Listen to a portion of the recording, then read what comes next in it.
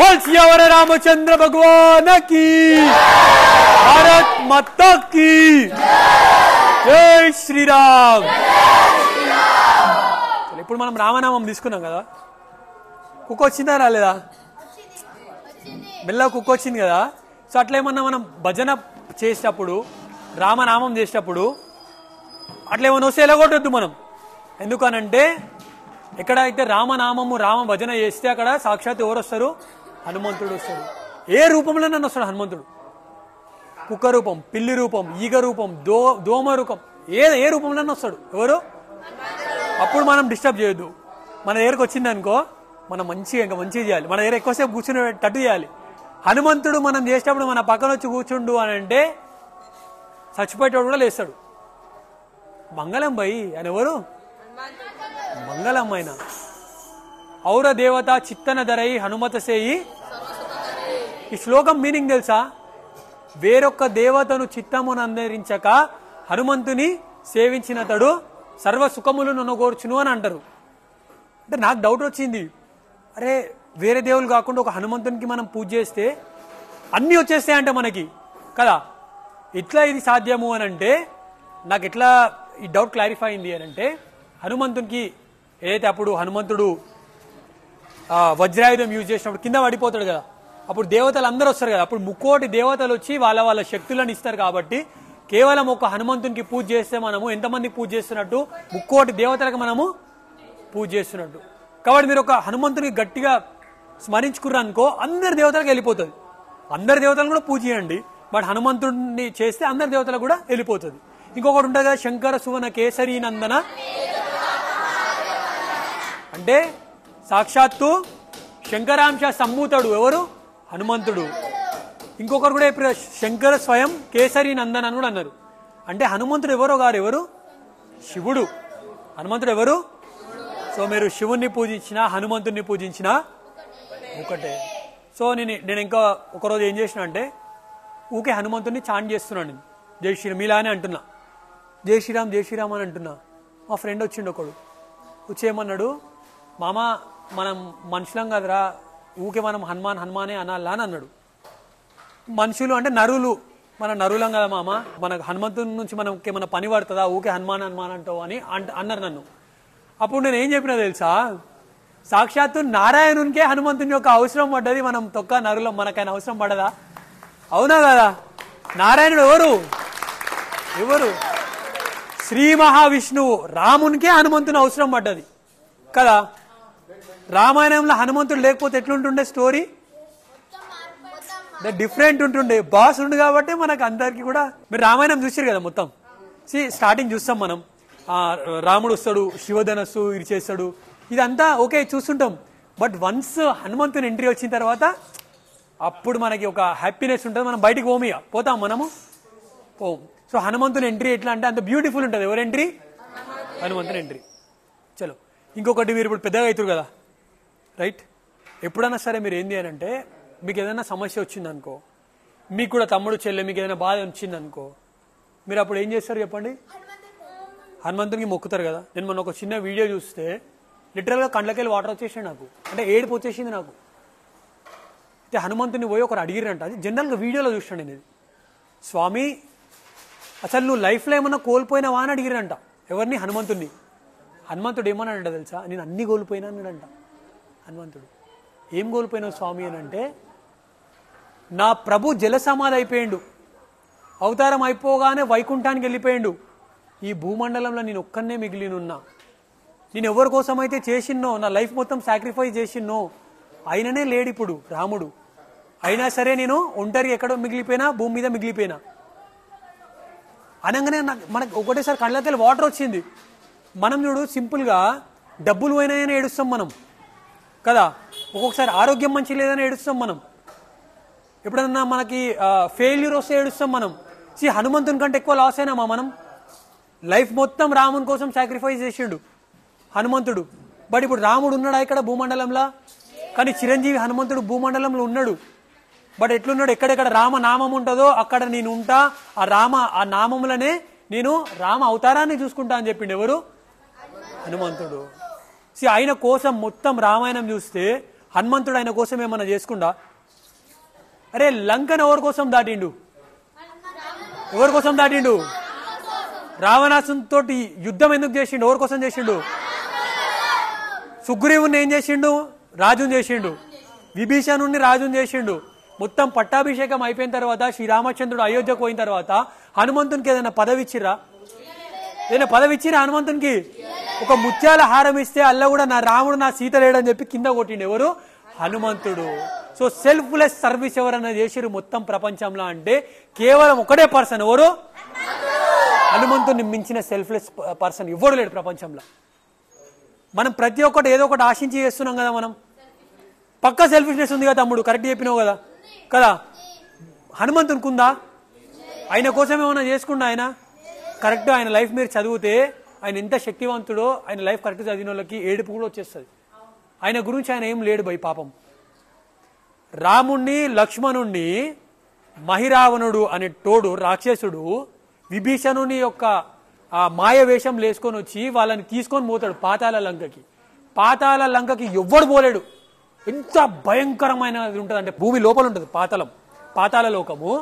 హనుమంతునికి విషయం విభీషణుడు నిజమైన విభీషణుడు చెప్పగానే ఇట్లా రాక్షసుడు మాయవేషంలో నాలా వేసుకొచ్చి రామలక్ష్మణులను కిడ్నాప్ చేసుకొని తీసుకొని పోయిండు అని అంటే ఒక్క సెకండ్ కూడా ఆలోచించాడు హనుమంతుడు అక్కడికి. అరే అక్కడ పోతే నేను వస్తానో రానని కూడా తన సూక్ష్మ రూపాన్ని ధరించి 2 నిమిషాలల్లా జప్పని వెళ్ళిపోతాడు. హనుమంతుడు టైంకి పోకపోతే రాముణ్ణి లక్ష్మణుణ్ణి వాళ్ళు ఆ రాక్షసుడు బలిద్దామని చెప్పేసి స్నానంగినం చేసుకొని వస్తాడు. పోయి హనుమంతుడు ఫైట్ చేసి వాణ్ణి ఖతం చేసి మళ్ళీ ఎవరిని తీసుకొస్తాడు? రామలక్ష్మణుని తీసుకొని వస్తాడు. ఆయన లైఫ్ గురించి ఎక్కడ ఆలోచించాడు? రావణాసుని యొక్క లంకల ఎవరైనా పోవాలంటే ధైర్యం చేయకపోతుండే. దేవతలు కూడా రావణుని లంకల పోవాలంటే భయపడుతుండే.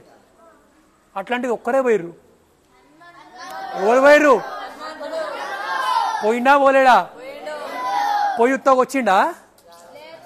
అంట పెట్టి వచ్చిండు. ఏం చేసిండు? అరే ఈ స్టోరీలో చూడు, ఇప్పుడు జనరల్గా ఏం చేస్తున్నామంటే ఒక ఆడపిల్లకి ఏదైనా అయితే జనరల్గా ఏం చేస్తారు బయట వెస్ట్రన్ కంట్రీస్లో అక్కడిక్కడ క్యాండిల్స్ వెలిగిస్తారు. అరే ఒక ఆడపిల్లకి ఏమన్నా అవుతుంటే మా హనుమంతుడు క్యాండిల్ కాదు లంక తలగబెట్టి వచ్చిండు భయ్. అవునా కదా? సో మనం హనుమంతుని పరాక్రమం అంటే ఆయన శక్తిని చూసి ఫ్యూచర్లో మనం మన అక్కని మన చెల్లెని మన ఎవరిని మన మహిళలను మన అమ్మ వాళ్ళని మనం అట్లా కాపాడాలి. మనం ఛత్రపతి శివాజీ మహారాజు ఆయన ఈరోజు ఉండడం వల్లనే మనం ఇంత రాజ్యం మిగిలింది.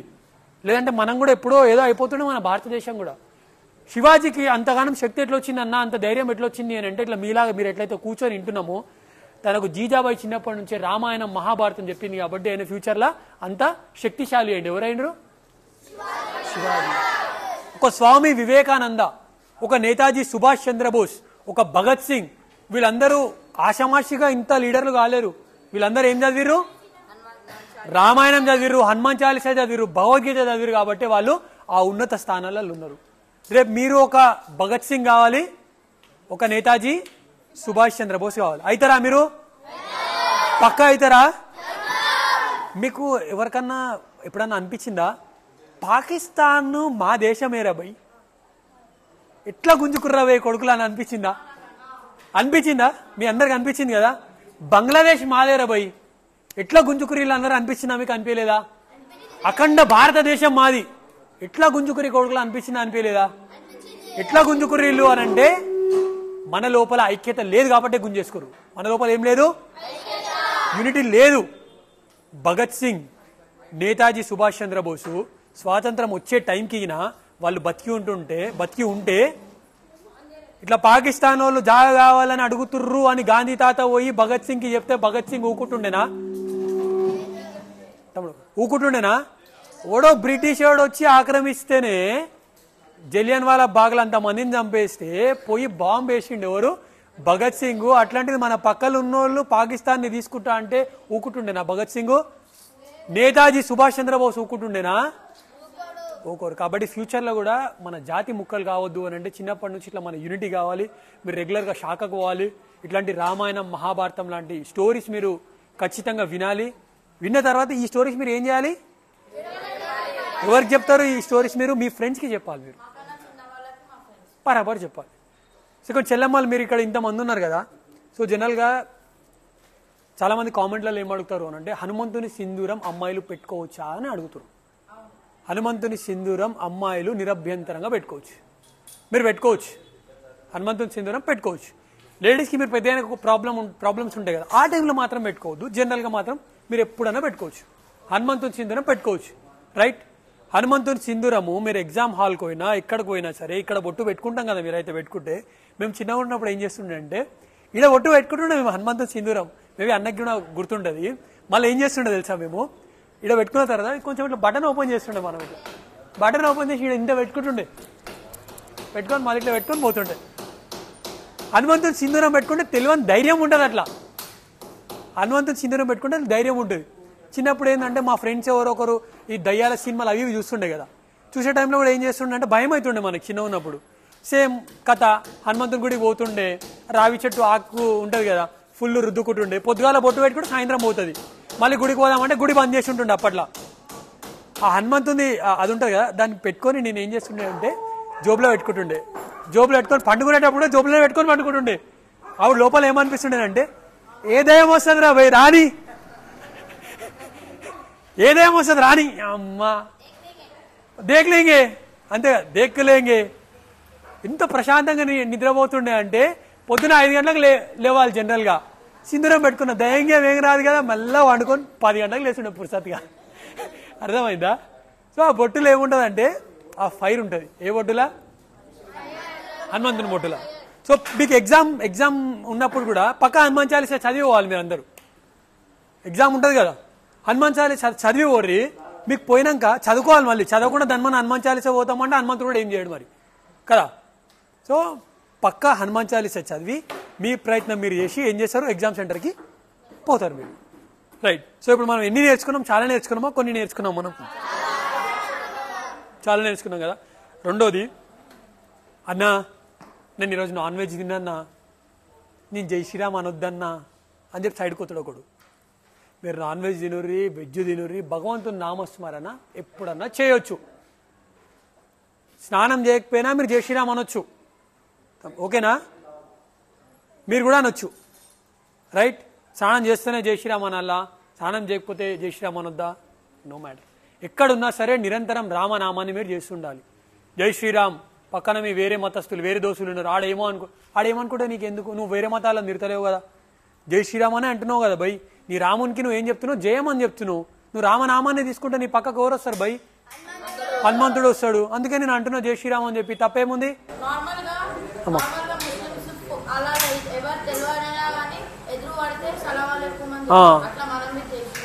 పక్క వాళ్ళని చూసి మనం అంటలేం, కానీ మనం పక్క జై శ్రీరామ్ అనాలి.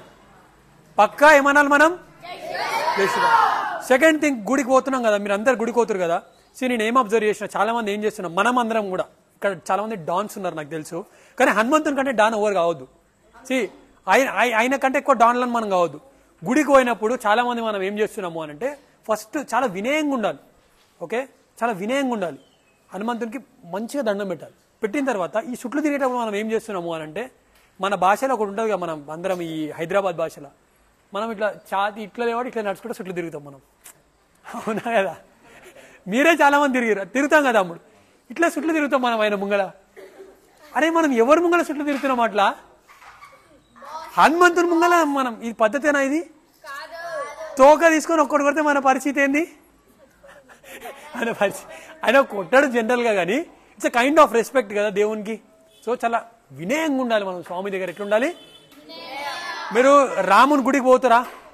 మీరు రాముని గుడికి పోగానే ఫస్ట్ థింగ్ మీరు ఏం అబ్జర్వ్ చేస్తారు అని అంటే, మనందరికంటే ముందు ఆంజనేయ స్వామి రామునికి ఎదురుగా ఇట్లా నమస్తే పెడతాడు. ఇట్లా పెడతాడు హనుమంతుడు కదా, గరుత్మంతుడు ఇట్లా పెడతాడు.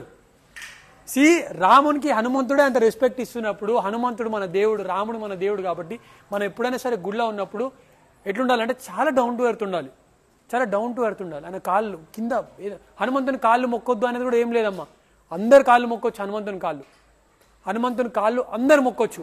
అన్న హనుమంతుని కాళ్ళ కింద శనిదేవుడు ఉంటాడు కదన్నా, ముట్టుకుంటే మాకు శనిదేవుడు వస్తాడా? ఏం రాడు. అర్థమైందా? శనివారం ఎవరైతే హనుమంతుని పూజలు చేస్తారో, హనుమంతుని యొక్క నామం చేస్తారో, హనుమంతుని గుడికి పోతారో, వాళ్ళ జోలికి ఎవరు శనిదేవుడు అస్సలు రాడు. ఒక్కసారి శనివారం రోజే శనిదేవుడు పోతాడు హనుమంతుని దగ్గరికి, చితగొడతాడు హనుమంతుడు శనిదేవుడిని. అరే దండం స్వామి, నీకు శనివారం రోజు పూజలు ఎవరైతే పూజలు చేస్తారో నీ నామాన్ని తలుచుకుంటారో వాళ్ళ దగ్గరికి నేను పోను అని అంటాడు. ఎవరు? శనిదేవుడు. అందుకే చెప్తున్నా, హనుమంతుని కాళ్ళు మనము మొక్కొచ్చు. హనుమంతుని కాలు కింద శని కాదు, ఉగ్రభూతములు చాలా ఉంటాయి. ఆయన కాలు పైకి అని చెప్పి మన లోపలికి వస్తాయి అవి. ఆయన కాలు పైకి అయినంత సీనా వాటికి? సీనా కాదు కదా. హనుమంతుడు లంకకు పోయే టైంలో జంపు చేయాలి కదా. జాంబవంతుడు మొత్తం గుర్తు చేసిన తర్వాత ఇక్కడ నిలబడతాడు, చాలా హైట్ అయిపోతాడు. ఇక్కడ నుంచి ఇలా జంపు చేస్తే ఈ భూమి పాతాళంలోకి వెళ్ళిపోతుంది, అంత పవర్ ఉంటుంది. అందుకే ఆయన ఏం చేస్తాడంటే మహేంద్రగిరి పర్వతం మీదకి పోతాడు. మహేంద్రగిరి పర్వతం మీద పోయి అక్కడ పెద్దగా అయిన తర్వాత కూడా ధన్మన్ దుంకాడు. అక్కడ ఆయన ఏం చేస్తాడు, ఫస్ట్ వాళ్ళ తండ్రి ఎవరు వాయుదేవునికి నమస్కరిస్తాడు, సూర్యదేవునికి, రామలక్ష్మణులకి, అంగదునికి, జాంబవంతునికి, పెద్ద చిన్న తేడా లేకుండా అందరికీ ఏం చేస్తాడు, నమస్తే నమస్తే నమస్తే నమస్తే నమస్తే నమస్తే నమస్తే నమస్తే నమస్తే అని చెప్పి అప్పుడు రైట్. సో మీరు దీనివల్ల ఏం నేర్చుకోవాలంటే మీ పేరెంట్స్కి, మీ బ్రదర్స్కి, అందరికీ కూడా ఎప్పుడైనా సరే మనం ఏం చేయాలి, ఏదైనా అనిపించినప్పుడు అన్న నమస్తే, అన్న జై శ్రీరామ్ ఇట్లా ఉండాలి. సో ఇవన్నీ ఉంటేనే శక్తి వస్తుంది మనకి. నార్మల్గా అన్న ఒక కలకత్తా పాన్ వేసుకొని జర్ర షర్టు బట్టలు 2 తీసి మేము ఇట్లా ఇట్లా నిలబడితే డాన్లో అయితే మనం అనుకుంటాం, కానీ మనం కామ్. మనం ఎంత పవిత్రంగా, ఎంత రెస్పెక్ట్గా, ఎంత డిసిప్లిన్గా ఉంటే అంత శక్తివంతులం అవుతాము. దానికి బెస్ట్ ఎగ్జాంపుల్ ఎవరు? బెస్ట్ ఎగ్జాంపుల్ ఎవరు? అది. సో రెగ్యులర్గా గుడికి పోతురా అందరూ? ఏ డే పోతురు? అరే ఎవ్రీడే సపోర్ట్ కొట్టాలి ఆయనకి, ఎవ్రీడే పోతున్నా. వెరీ గుడ్, చలో వెరీ గుడ్ వెరీ గుడ్. నిజంగా ఎవ్రీడే పోతున్నావు బెటా, నువ్వు రాడానా? చలో చలో రైట్, గుడికి రావాలి బెటా. సరేనా? వస్తారుగా. మీరు అందరు ఏం తెలుసా? చలో బెటా, మీరు అందరు ఏంది తెలుసా? మీరందరు కూడా వానర సైన్యంలో కోతులు తెలుసు కదా, మీరందరూ కోతులు. మీతో చాలా పెద్ద పని అవుతుంది, మీకు తెలియదు కానీ ఈ రాళ్ళు తీసుకొని వాడేస్తుంటారు అప్పుడు వారధి కట్టేటప్పుడు, దాన్ని ఎట్లా వాడితే అట్లా వేస్తుంటారు. సో అట్లా కాదు, శ్రీరామ్ మనం రాసేయాలి అని అంటే అప్పుడు మంచిగా శ్రీరామ్ అని చెప్పి రాసి డిసిప్లిన్ చేసిన తర్వాత మనం ఎటు పోతాము, లంక అవతలకు పోతాము. సో ఈ వానరులు, ఈ పిల్లలు లేనిది మన ధర్మం లేదు, మన దేశం లేదు. ఫ్యూచర్ జనరేషన్ మొత్తం మీరే, ఫ్యూచర్లో కాబోయే హనుమంతులు మీరు, వానరులు మీరు. కాబట్టి ఖచ్చితంగా మీరు ఎవరిని చాంట్ చేయాలి? హనుమంతుడు. జస్ట్ డైలీ హనుమాన్ చాలీసా మేము చేస్తామన్నా అనేటోళ్ళు చేతులు ఇవ్వటాలి. దేవుని ముంగల లేదన్నా మాకు రెగ్యులర్గా వీలు కాదు, ట్యూస్డే సాటర్డే పక్కా చేస్తామన్నా. ట్యూస్డే సాటర్డే సరే, వెరీ గుడ్. నువ్వు డైలీ. ఇంకా అవదని చెప్పొద్దు భయ్యో, భగవాన్ కే సామ్నే బోల్ రే. Tuesday Saturday, Tuesday Saturday, very good.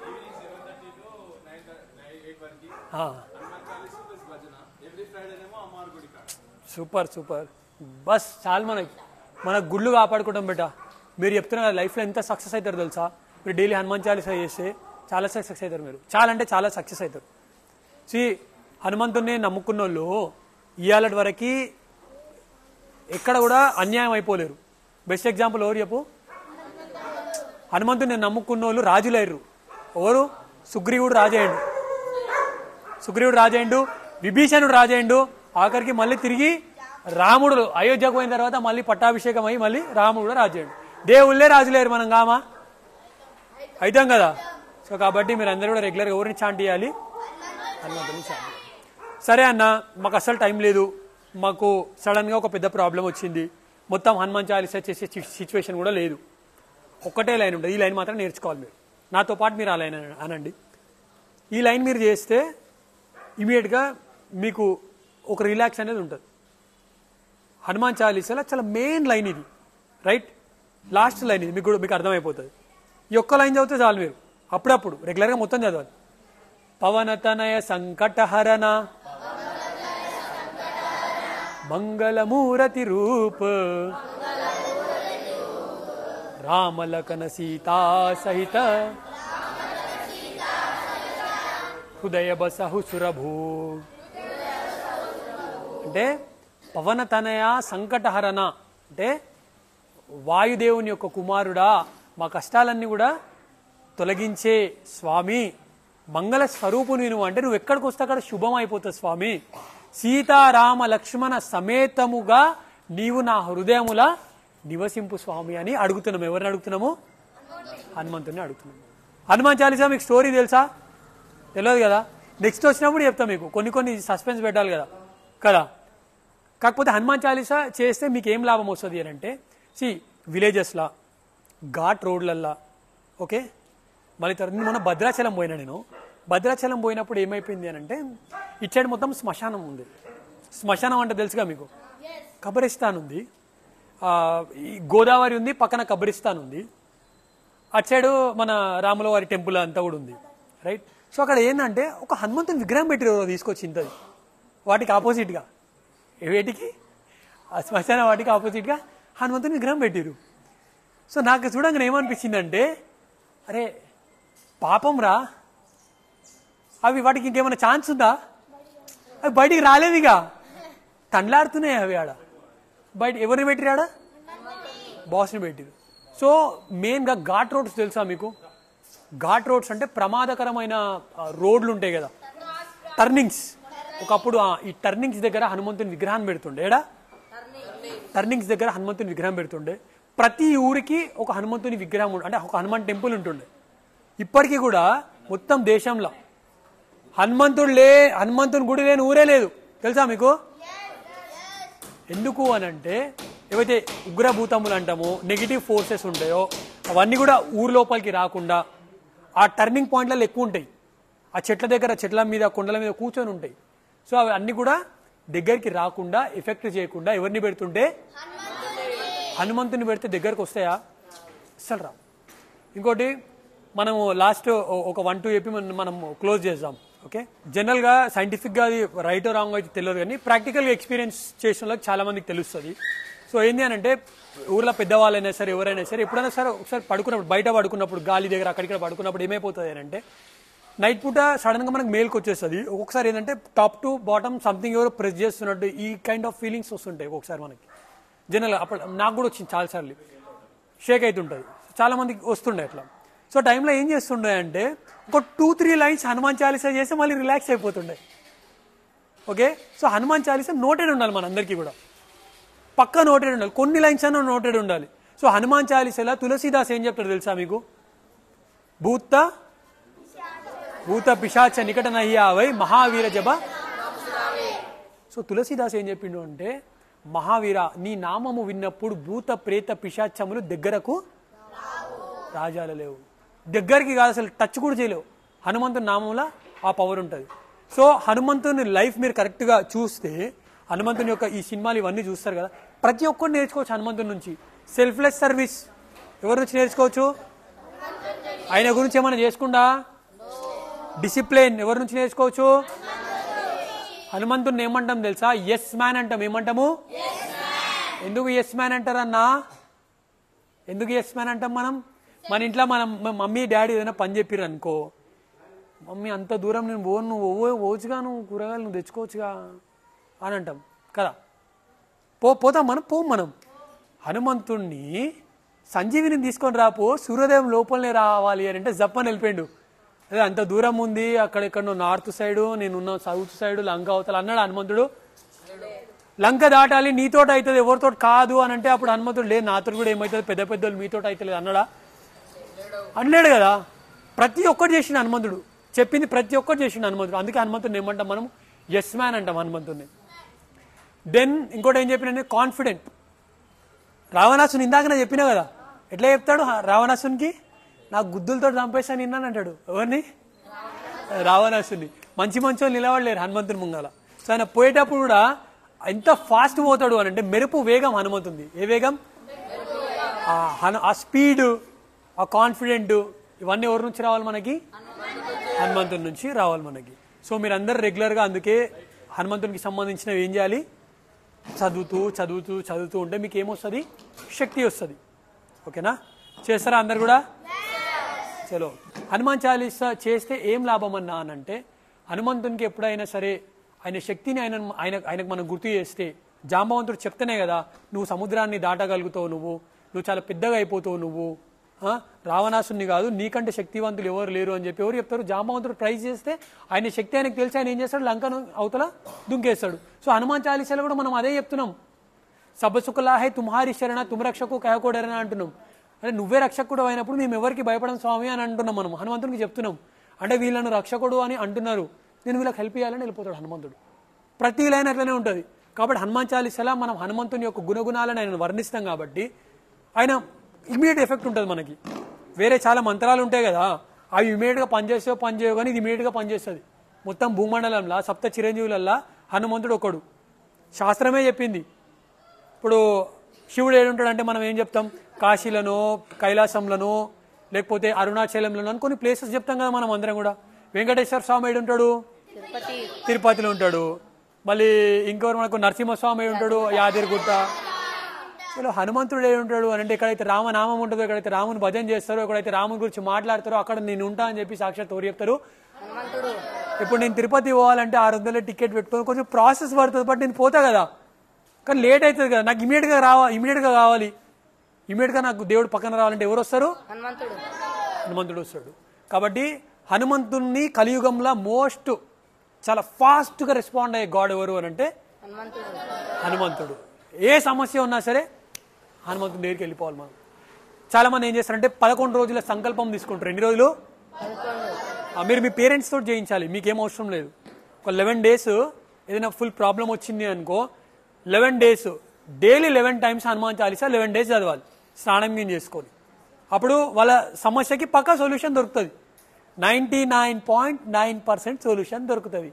1% ఎందుకు దొరకదన్నా అని అడుగుతారు. మీరు అడుగుతారా అడగరా? మేబీ ఒకటి అది ధర్మబద్ధమైనది కాదేమో, లేదు అని అంటే ఆ సొల్యూషన్ నేను ఇంకా లాస్ చేస్తుందేమో, అట్లాంటివి మాత్రమే ఉంటాయి. సో మిగతా అన్ని కూడా బాగుంటాయి. మీరందరూ కూడా daily Hanuman Chalisa daily or Saturday అయితే పక్కా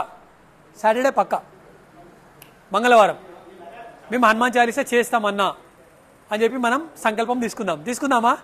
హనుమంతుని ముంగల తీసుకుందామా? చలో అందరు కూడా ఏం చేయాలంటే చేతులు పైకి ఇట్లా పెట్టండి.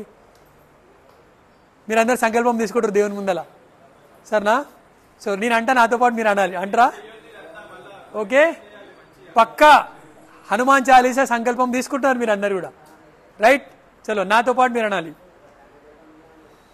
రామచంద్ర శ్రీ ఆంజనేయ మహావీర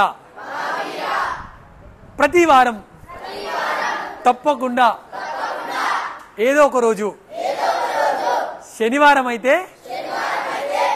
తప్పకుండా మేము హనుమాన్ చాలీసా చేస్తాము. కాబట్టి మీరు మాపై కృపను చూపించండి. జై శ్రీరామ్, జై శ్రీరామ్.